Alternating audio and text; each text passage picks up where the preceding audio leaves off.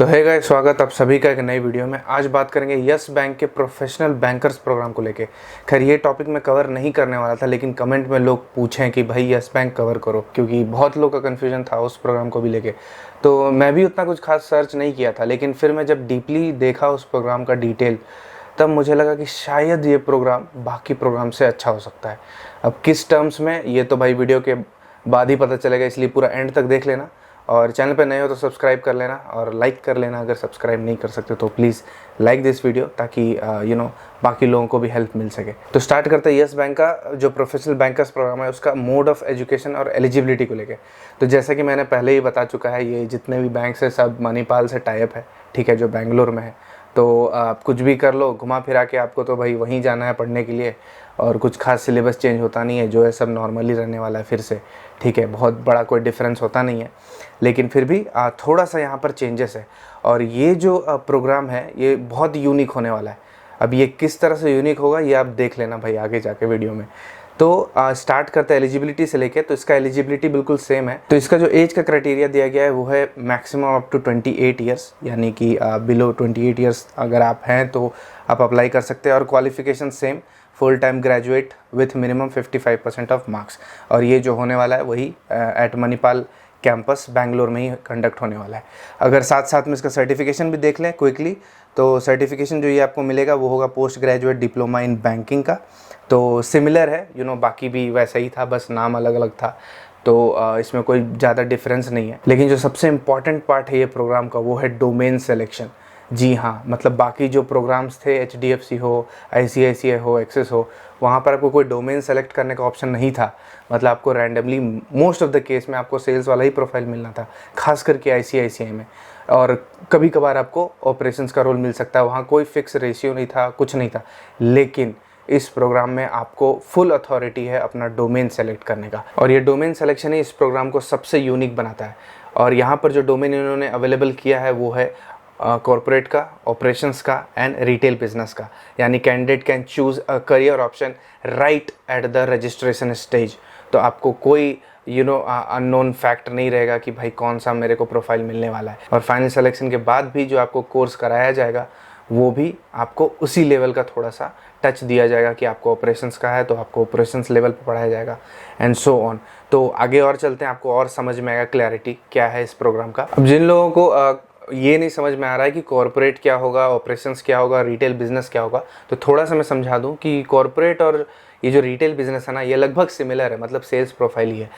Retail business जो होता है वो डायरेक्ट कस्टमर फेसिंग रोल होता है, मतलब आप ब्रांच में हो या फिर टेलीकॉलर का जॉब हो या कुछ भी हो, तो ये जो मतलब फ़ोन बैंकिंग वाला जॉब, तो कुछ भी हो, तो ये डायरेक्ट कस्टमर फेसिंग रोल होता है। अब कॉर्पोरेट में क्या होता है कि आप जैसे बड़े बड़े कंपनीज से टाइप करते हैं, ठीक है, जैसे कि आपको कॉर्पोरेट सैलरी अकाउंट ओपन करने का हो गया, या फिर किसी भी तरह का लार्ज स्केल पे अगर कोई बिजनेस उठाना होता है मार्केट से, तो आप कंपनी लेवल पे आप डील करते हैं, direct bank to that XYZ company, तो ये उस लेवल पे होता है। तो ये भी सेल्स का ही प्रोफाइल होता है। अब अगर ऑपरेशंस का बात करें तो ऑपरेशंस वही सिमिलर है, कुछ ज़्यादा डिफरेंस नहीं होता है।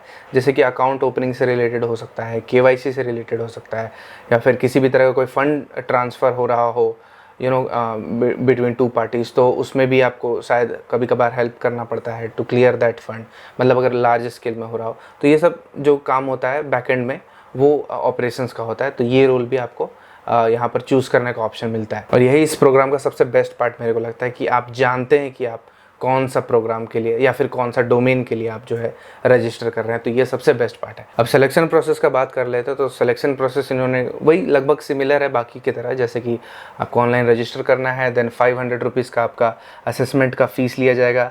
देन आपको ऑनलाइन असेसमेंट जो आपको दिया गया है वो आपको कंप्लीट करना पड़ता है। और हाँ, ये आपको 2 अटेम्प्ट मिलता है ये असेसमेंट को क्रैक करने के लिए। तो अगर फर्स्ट टाइम में आपका नहीं हुआ तो आप सेकंड अटेम्प्ट भी ले सकते हैं। तो आफ्टर दिस असेसमेंट आपका ऑनलाइन इंटरव्यू होगा, और आप अगर सेलेक्ट हो जाते हैं तो आपको एक नॉन रिफंडेबल रजिस्ट्रेशन फ़ीस पे करना होता है, जो होता है 10,000 रुपये का, टू कंफर्म योर सीट। तो मतलब कि अगर आपको फाइनल कॉल आ जाता है कि हाँ आपका सिलेक्शन हो गया है, देन यू हैव टू पे 10,000 रुपीज़ इन एडवांस, जो कि नॉन रिफंडेबल होगा। To book your seat. तो लोग ऐसा करते भी हैं, जैसे कि बाकी प्रोग्राम से तो जिनका सिलेक्शन हो जाता है वो आफ्टर सिलेक्शन जाते नहीं है, वो बस ड्रॉप कर देते हैं। तो इसीलिए इन्होंने अपने सेफ्टी के लिए 10,000 रुपये का नॉन रिफंडेबल सीट कंफर्म करने के लिए एक फ़ीस रखा है। तो आप याद रखिएगा कि अगर आप फ़ी पे कर रहे हैं then this is not going to refunded back. So ये बस अब ध्यान में रखना। तो आगे बात करते हैं फ़ीस को लेके। तो फीस जो है इन्होंने रखा है 2,37,288 रुपीज़ का। ये है एक्सक्लूडिंग ऑफ टैक्सेस। तो अगर आप टैक्स जोड़ जाड़ दें तो 2,80,000 रुपीज़ के आसपास आता है, जो कि सिमिलर है बाकी प्रोग्राम्स की तरह, ठीक है। और आपका इसमें हॉस्टल का, मेस का, चाय पानी का जो भी चार्जेस है वो सब इंक्लूडेड है, ठीक है। तो सिमिलर है बाकी की तरह, तो इसमें कोई ज़्यादा डिफरेंस नहीं है। लेकिन जो बात ध्यान रखने वाली है वो है कि ये रिटेल बिजनेस का है। तो ये जो फीस और जो कुछ भी आगे जो डिस्कस किया जाएगा ये रिटेल बिजनेस को लेके इन्होंने मेंशन किया वेबसाइट पे। तो ऑपरेशंस का या फिर वो जो कॉर्पोरेट का है ये फ़ीस इसमें नहीं है, ना ही जो सैलरी पैकेज जो लिखा गया है वो भी इन दोनों का नहीं है, रिटेल बिजनेस का है। तो अब अगर बात करें कोर्स ड्यूरेशन और स्टाइपेंड जो आपको मिलने वाला है, तो ये अगेन सिमिलर है बाकी प्रोग्राम्स की तरह। तो 1 साल का ये प्रोग्राम होगा जो कि डिवाइडेड है 3 स्टेजेस में। जैसे कि 4 मंथ्स का आपका क्लासरूम का ट्रेनिंग है जिसमें आपको 5,000 रुपीज़ पर मंथ का स्टाइपेंड मिलेगा। एंड देन 4 मंथ्स का अगेन इंटर्नशिप है जिसमें आपको 20,000 रुपीज़ पर मंथ का स्टाइपेंड मिलेगा। एंड आफ्टर दैट मतलब 8 मंथ्स कंप्लीट करने के बाद जब आप 4 मंथ्स का ऑन जॉब ट्रेनिंग पे जाओगे तो डायरेक्टली आपको एक्चुअल सैलरी मिलना चालू हो जाएगा। And again this is retail business का दिया हुआ है। तो अगर आप ऑपरेशंस में जा रहे हैं या फिर कॉर्पोरेट में जा रहे हैं तो उस कंडीशन में हो सकता है कि प्रोग्राम का थोड़ा जो स्ट्रक्चर है वो थोड़ा सा चेंज हो जाए। मतलब क्लासरूम प्रोग्राम थोड़ा ज़्यादा हो सकता है, इंटर्नशिप थोड़ा ज़्यादा हो सकता है या कम हो सकता है, या ऑन जॉब ट्रेनिंग ही ज़्यादा हो जाए कम हो जाए, तो डिपेंड करता है। And this is not compulsory कि वो 1 साल का ही हो, थोड़ा सा ऊपर नीचे हो सकता है। तो ये डिपेंड करता है और इन्होंने मेंशन अभी तक किया नहीं है, तो आप मान के चलो कि हो सकता है 1 साल का ही प्रोग्राम हो। तो ये जो दिया गया है ये टोटली रिटेल बिजनेस का था। तो अब बात करें सैलरी को लेके, तो जो सैलरी CTC इन्होंने मेंशन कर रखा है वेबसाइट पे वो अगेन रिटेल बिजनेस का लेके है।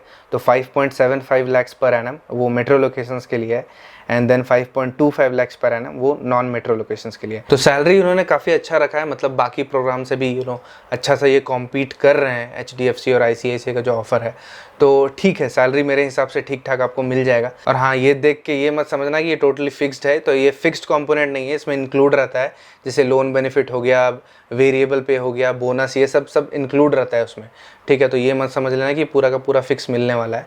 तो आप लगभग 1-1.5 लाख या 2 लाख के आसपास उसमें माइनस कर दो, जो बचता है लगभग वो होने वाला है आपका in hand salary. And again this is retail business का दिया हुआ है। तो अगर आप ऑपरेशंस में जाते हैं तो ऑपरेशंस का सैलरी थोड़ा सा कम होता है, थोड़ा क्या लगभग बहुत ज़्यादा ही कम होता है ऑपरेशंस का salary compare to retail business, क्योंकि सेल्स प्रोफाइल में सबसे ज़्यादा पैसा मिलता है, देन कॉर्पोरेट लेवल, और उसके बाद जाके आपका ये ऑपरेशंस में आता है। तो आप इस बात का ध्यान रखना। तो सैलरी ये जो दिया गया है ना ये सबसे ज़्यादा होगा कंपेयर टू बाकी दो। अब अगर सिलेबस और नंबर ऑफ़ अटेम्प्ट्स का बात करें तो इन्होंने वेबसाइट पे मेंशन कर रखा है।